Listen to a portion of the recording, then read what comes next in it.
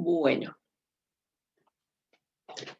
entonces, en la clase de ayer vimos el tema de, siempre en el marco de que estamos tratando de paliar la situación referida a los problemas de autocorrelación, y en el contexto de que no conocemos a Rho, para poder aplicar los mínimos cuadrados generalizados.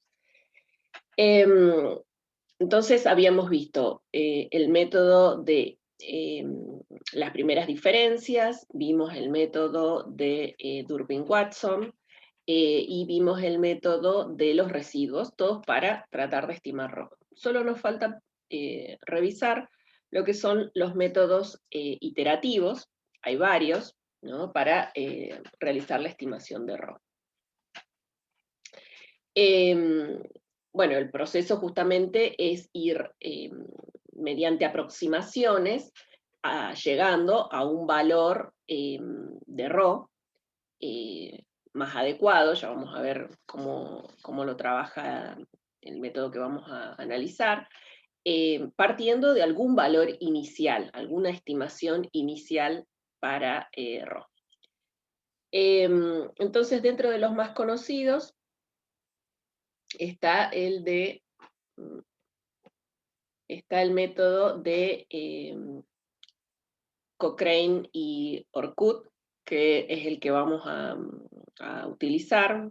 Después hay otros más, como el procedimiento en 2 pasos de Cochrane y Orkut, y el de Durbin-Watson, 2 pasos de Durbin-Watson, y el procedimiento de Hildreth-Loop. Nosotros vamos a revisar el de Cochrane, ¿no?, que lo que va a hacer es permitirnos estimar también esquemas regresivos, no solo AR1, que son los que hemos estado trabajando en estos días, sino también de orden superior. O sea, la metodología es aplicable aun cuando estemos trabajando para rezagos de orden mayor a 1. Bien, entonces, como siempre, vamos a partir de un modelo de regresión lineal simple, ¿no? Y vamos a suponer que el esquema de comportamiento de las perturbaciones se encuentran rezagados, ¿no?, en una unidad de tiempo, o sea que vamos a partir de un modelo AR1. Entonces, la idea es que, ¿qué es lo que hace la metodología? Primero, estima la ecuación del modelo, ¿no?, la ecuación de mínimo con el método de mínimos cuadrados ordinarios, como hacemos tradicionalmente, ¿no? ¿Con qué propósito? Con el propósito de obtener los residuos de ese modelo. Entonces, los residuos de ese modelo nos van a servir de estimadores de las perturbaciones. Así que, con los residuos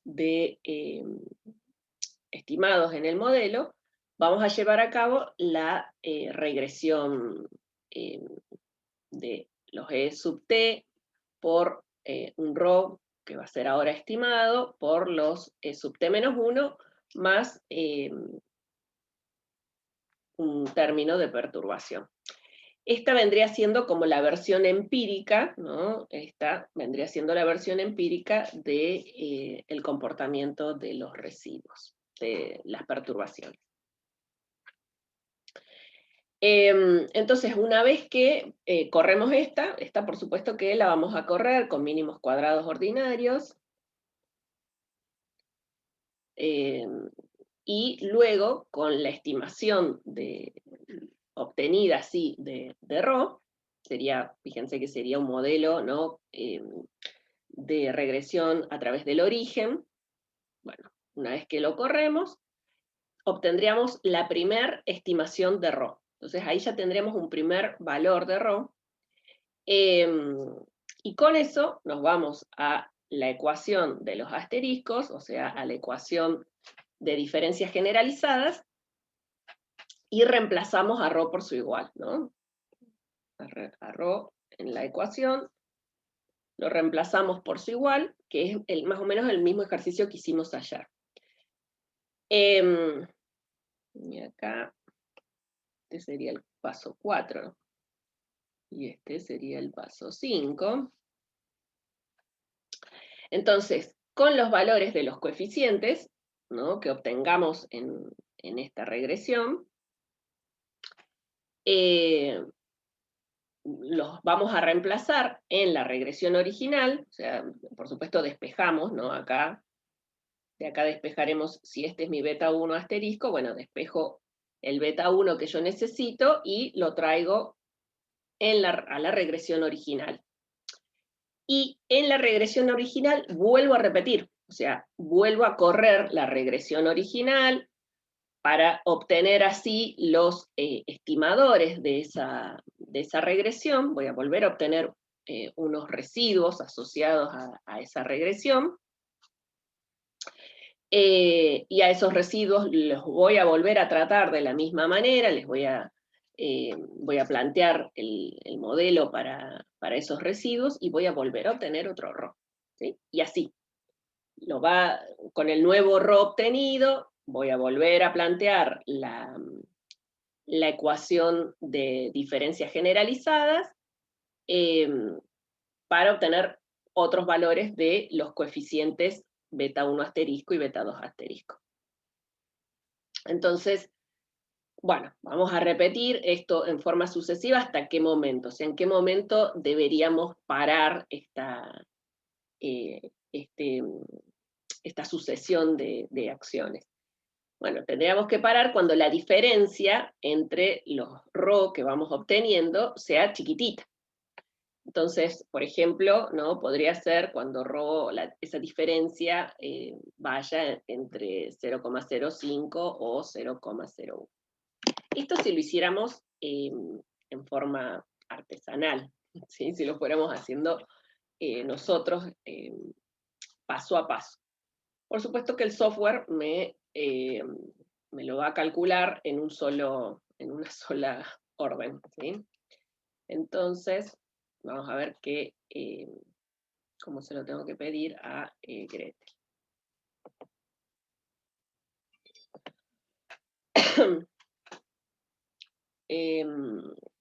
Entonces, en Gretel vamos a...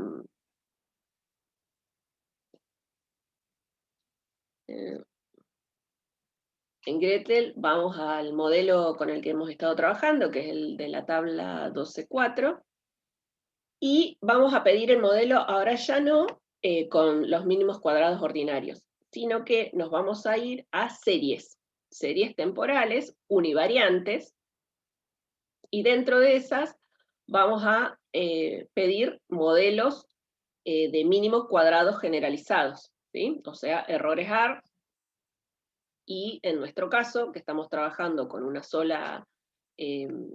solo rezago, sería el AR1.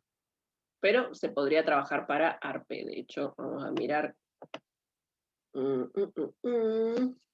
series temporales, errores AR, y el AR general. Bueno, acá yo le tendría que decir, ¿no?, la cantidad de rezagos con los que estoy trabajando. Entonces, series temporales, errores AR, AR1. Entonces fíjense que acá abajo, ¿no?, tengo las opciones para trabajar con estos procesos de iteración con las distintas metodologías que están programadas en Gretel, que bueno, las más conocidas son justamente las de Cochrane y Orkut, la de Price-Weinstein y la de Hildred-Loof. Así que vamos a pedir la que estábamos revisando, variable dependiente y variable regresora X, y le damos a aceptar.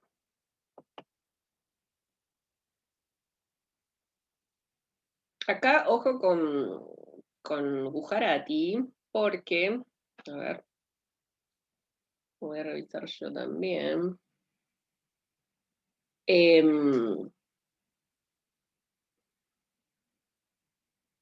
Sí, porque nos cambia la bocha. Vieron que durante todo el capítulo él viene trabajando con estos datos, pero viene trabajando para el logaritmo de y, ¿no? Y el logaritmo de x.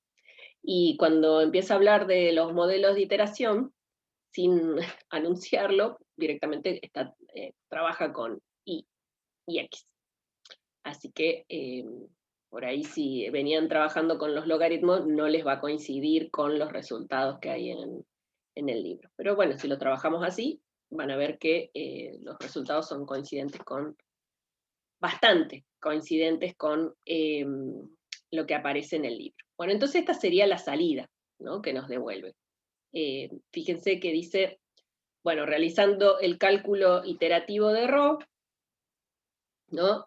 Si nosotros hiciéramos, ahí en las notas de clase, ahora vamos a volver para verlo, si nosotros hiciéramos ese proceso, ¿no?, de primero, a través de los mínimos cuadrados ordinarios, hago la regresión del modelo original, y a partir de sus residuos, calculo el primer Rho estimado. Bueno, si hacemos ese proceso, que yo lo hice y lo tienen ahí en las notas, el primer Rho estimado nos da este valor, 0,88759.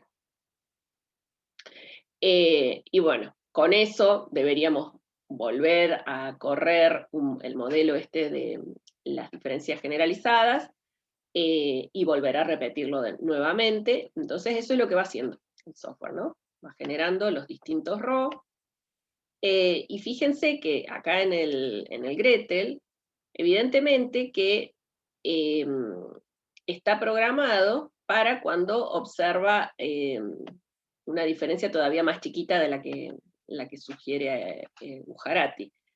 Y Gujarati, en el libro van a ver que él se queda en este valor. En el proceso de iteración, él, en el libro, fíjense que también está trabajando con otro software. Él trabaja con Stata, que es otro software de estadística, no solo de econometría, sino un software de estadística, que bueno, hay que pagarlo, ¿sí? Es muy ameno y fácil de trabajar, pero bueno, hay que pagarlo. Entonces, él, trabajando con este software, se queda en la tercera iteración, ¿sí? Puede que en ese caso el Stata esté programado para parar en una diferencia un poco más holgada de lo que hace el Gretel. Bueno, entonces, utilizando la metodología de Cochrane, ¿no?, en definitiva se planta con valor estimado de Rho en 880987. Ahí, digamos, ese es el valor que toma como la mejor estimación para Rho, y vuelve a plantear el modelo generalizado para obtener así los coeficientes. Y entonces acá tenemos los coeficientes asociados a ese modelo. Y también nos da, bueno, abajo nos da la salida, ¿no?, tradicional de un modelo de regresión. Pero esto vendría siendo, ¿no?, el modelo, en definitiva, de regresión por mínimos cuadrados generalizados, ¿sí? Nada más que para encontrar el Rho hemos realizado este proceso de iteración. Bien, vamos acá.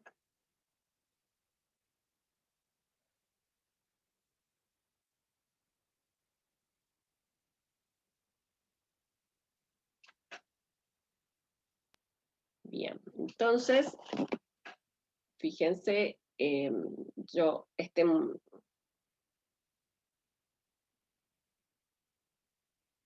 entonces, yo lo que hice fue correr primero el modelo, ¿no? Corrí el modelo donde teníamos I igual a beta 1 más beta 2 por X sub T.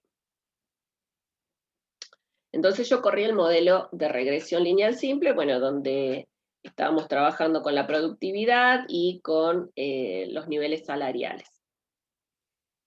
Y a ese modelo le tomé los residuos, guardé los residuos, y con los residuos planteé el modelo para los residuos. ¿Sí? Uy, está lento otra vez. ¿Sí? Planteé el modelo para los residuos. Corrí una regresión, fíjense que no hay coeficiente, no hay intercepto, ¿no? Así que corrí una regresión a través del origen, y acá tengo la pendiente de esa regresión que vendría siendo el primer RO que encuentro, ¿no? Entonces ahí está para que vean que es coincidente con el primer RO que tenemos en la iteración, que 0,8875, 0,8875 en los dos casos. Bien. Bueno, recuerden, ¿no?, que los coeficientes que, como dijimos, ¿no?, este vendría siendo el modelo. Acá lo que vamos obteniendo son los coeficientes del modelo de mínimos cuadrados generalizados.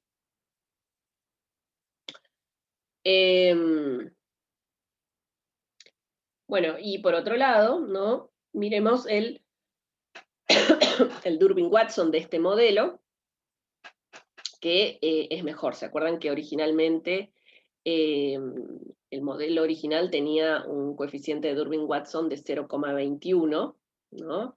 Entonces hemos corregido, hemos mejorado el problema de autocorrelación. Bueno, el otro método, que también está disponible ¿cómo se llama?, en el software, en Gretel, es el método de transformación Price-Weinstein, que se acuerda que lo que hacía Price-Weinstein es corregir el primer valor de X y el primer valor de Y, ¿sí? Porque como uno pierde una observación al hacer,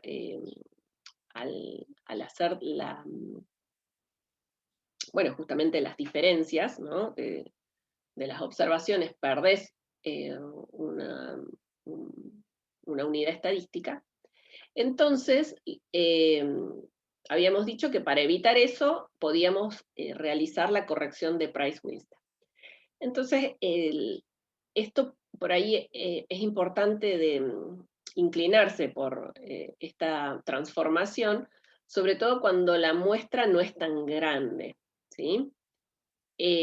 Porque si vos no haces esa corrección, si tenés poquitos datos, se va a notar todavía más. Cuando perdiste uno, ¿no?, se va a notar, los resultados se van a ver afectados negativamente en forma más importante, ¿sí?, que cuando tenés una muestra grande. Entonces ahí hay que tener cuidado y tratar de utilizar esto. Bueno, como vieron en Gretel,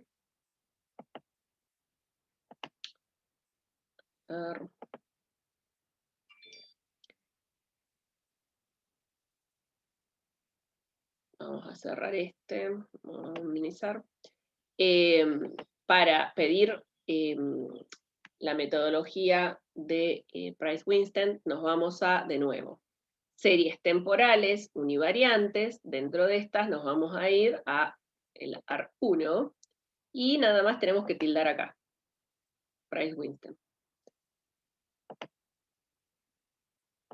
Vamos a aceptar. Perdón. Y fíjense que acá tienen el valor estimado por Price-Weinstein, ¿sí? De nuevo, el coeficiente de correlación de Durbin-Watson ha aumentado, ¿no? Y acá tendríamos los coeficientes del modelo de mínimos cuadrados generalizados. Bien. Entonces, a ver si nos queda otro.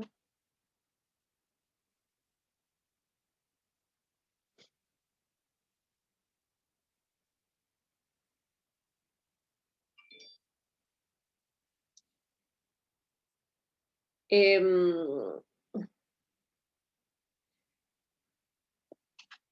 como les anticipaba, ¿no? La diferencia entre los resultados de usar el método de Cochrane-Kuhn y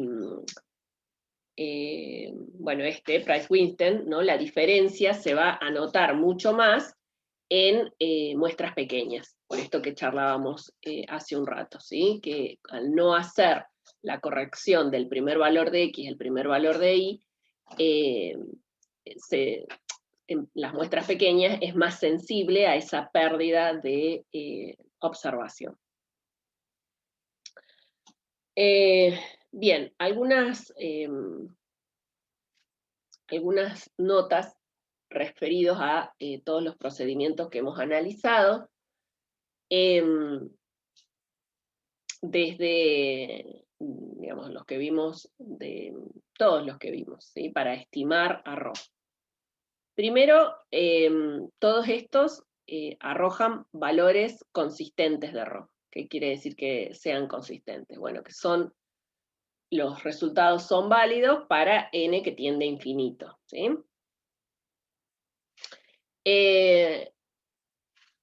Todos son métodos de 2 pasos, en definitiva, porque primero se estima a ρ, y luego, una vez que tenemos un valor estimado de ρ, se utiliza esa estimación para transformar las variables, ¿no? La y y la x, y así calcular la ecuación en diferencias generalizadas, o sea, la de mínimos cuadrados generalizados. Pero siempre teniendo la precaución de que no estamos trabajando con el verdadero ρ, ¿sí? Entonces, como estamos trabajando con un estimado de ese verdadero ρ, en realidad se aclara que estamos trabajando con métodos de mínimos cuadrados generalizados factibles o mínimos cuadrados generalizados estimados, ¿sí? Bien, después otra precaución u otra atención es que los coeficientes obtenidos bajo los métodos de mínimos cuadrados generalizados estimados o factibles no son necesariamente MELI, sobre todo en las muestras pequeñas, ¿sí? Hay que tener cuidado porque son metodologías sensibles al tamaño de la muestra. Hay otros métodos que por ahí hacen foco en muestras pequeñas, bueno, pero no los vamos a ver en este curso introductorio. Así que eso, ¿no? A tener cuidado, porque las pruebas de hipótesis van a ser válidas en forma asintótica, ¿sí? Entonces, cuando tengamos muestras pequeñas, mucho cuidado al interpretar los resultados, ¿sí? No,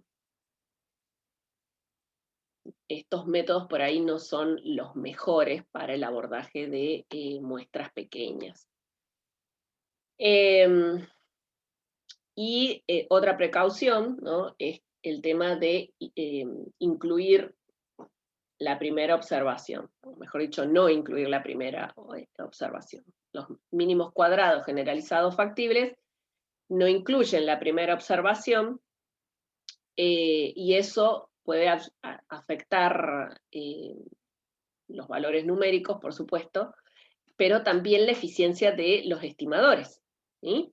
Y este problema se acentúa en muestras pequeñas.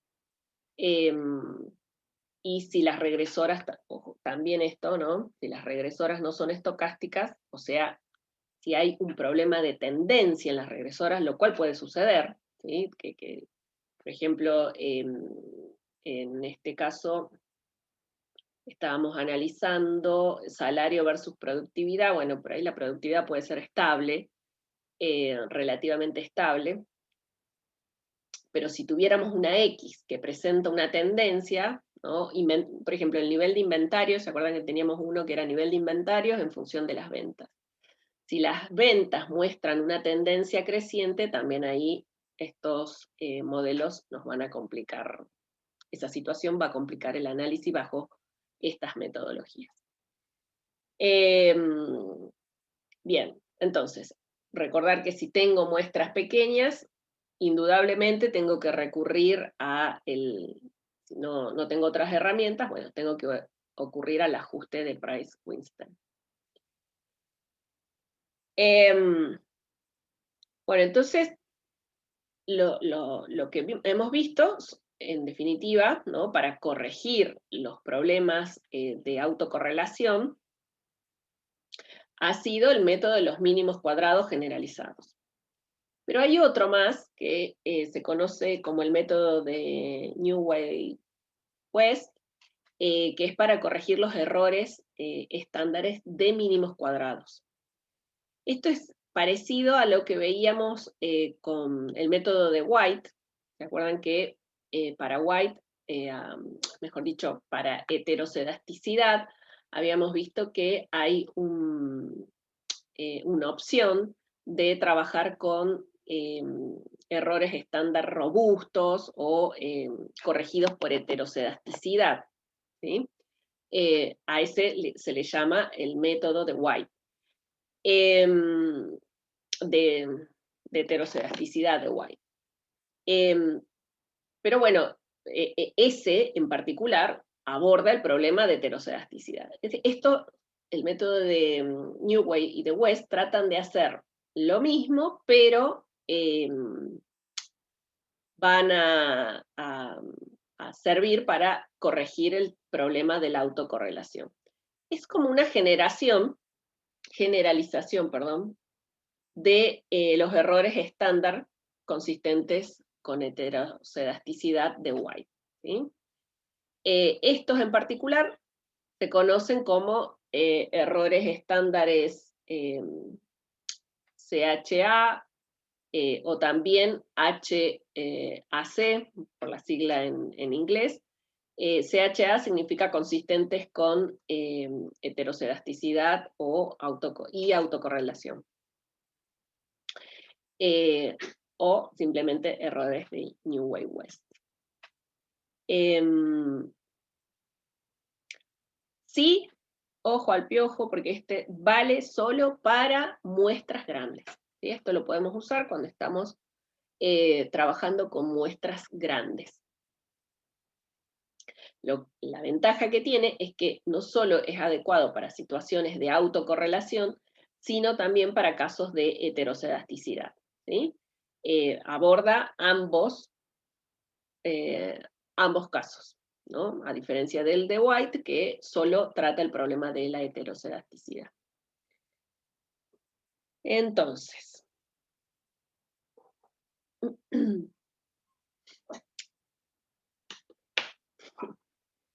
vamos a ver en el software cómo trabajamos esto.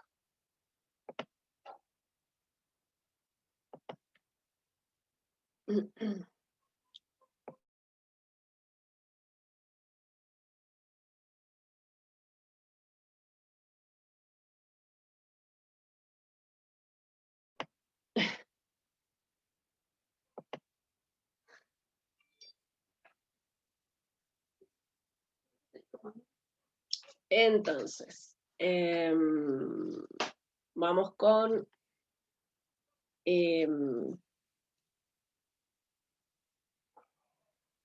el método en cuestión. Acá nos vamos directamente a mínimos cuadrados ordinarios,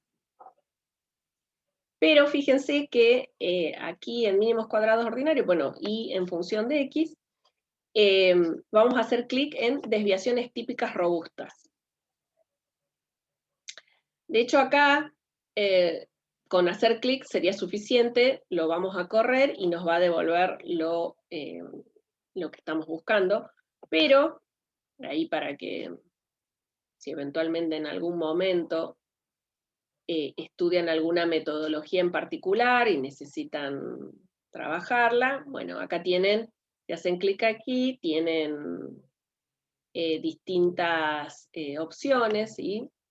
Qué sé yo, utilizar por defecto una matriz de covarianzas robustas, utilizar la distribución normal para obtener los valores P robustos, y así, ¿sí?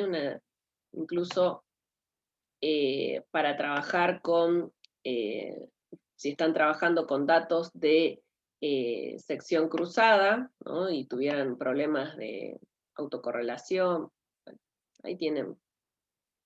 Pero esto es a título informativo nada más.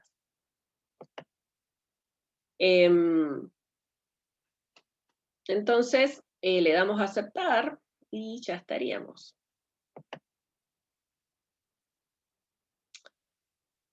Entonces, fíjense, ¿no? Los coeficientes, bueno, son estos 32, ¿no? Y 0,67. Pero lo que ha cambiado, los coeficientes, fíjense, si tienen ahí las notas, fíjense que son los mismos coeficientes de mínimos cuadrados en el modelo original. ¿Sí? Ahí en la salida, en las notas, tienen el modelo, la salida del original, y este. Los coeficientes en ambos casos son lo mismo, pero los desvíos de esos coeficientes han sido corregidos a través de esta metodología. Por supuesto que son mucho más grandes que los desvíos que calculamos con el método de mínimos cuadrados tradicional. Y eso nos da la pauta, ¿no? Que el método de mínimos cuadrados tradicional está subestimando el verdadero desvío de los coeficientes, de los betas. Bien, entonces ahí está cómo trabajar con este.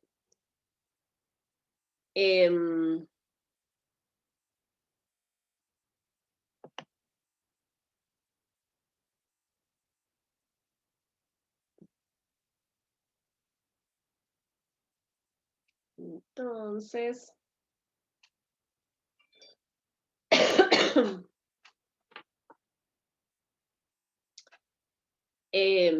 bueno, como decíamos, ¿no? Los coeficientes estimados, el beta 1, el beta 2,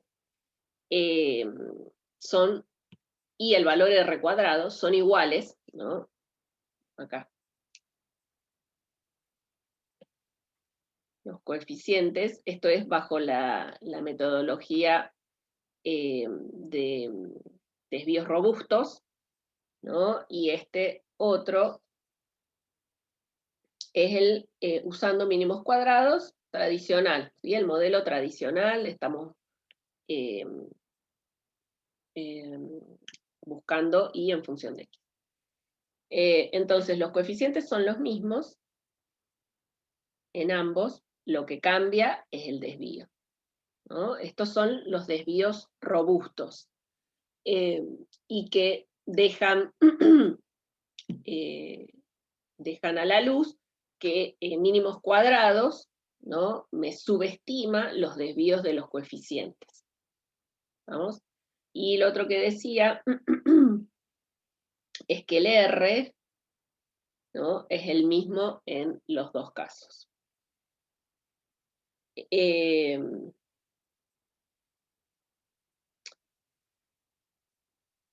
Como venimos aclarando, ¿no? Desde el comienzo de la clase, para muestras pequeñas, trabajar ya sea con mínimos cuadrados generalizados factibles o con esta metodología, ¿no? Consistente con heterocedasticidad y autocorrelación, si estamos frente a muestras pequeñas, puede arrojar peores resultados que mínimos cuadrados simples, ¿sí? Entonces, si tenemos una muestra pequeña, en realidad habría que tratar de investigar un poco más y usar otras metodologías. Estas no nos van a llevar necesariamente a buen puerto. Bien, y una cosilla que nos queda por ver, ¿no? Que por ahí se les puede llegar a plantear, es cómo actuar frente a variables dicotómicas, si tenemos una situación de autocorrelación. Entonces, ¿se acuerdan que en algún momento, cuando veíamos las variables dicotómicas, habíamos estado trabajando con un modelo donde se analizaba el ahorro en función del ingreso a lo largo de un periodo de tiempo, pero que estaba subdividido, ¿no? Este es el que usamos para ver los problemas estructurales del modelo, o la estabilidad estructural del modelo. Y entonces los datos estaban distribuidos en función de los periodos. Por eso habíamos agregado una dicotómica que tomaba el valor 1 cuando la observación pertenecía al periodo 1982 a 1995 y tomaba el valor 0 para las observaciones anteriores. Bueno, y este era la salida de ese modelo, ¿no?, que corrimos en su momento. Entonces, ¿qué pasa si acá tenemos que en este ejercicio tenemos este tipo de autocorrelación? ¿Sí? Tenemos una relación que se ajusta al esquema AR1, ¿cómo intervenimos? Lo único que hay que hacer es cambiar un poco, nos va a cambiar un poco la serie, ¿no?, de las observaciones de D, ¿sí?, los valores que toman D. Nosotros, entonces, en el modelo original teníamos que, a ver cómo era, de el 82, nos vamos con primero el más viejo, del 70, ¿no?, al 81, D tomabas valores iguales a 0. Y después, hasta el 95, el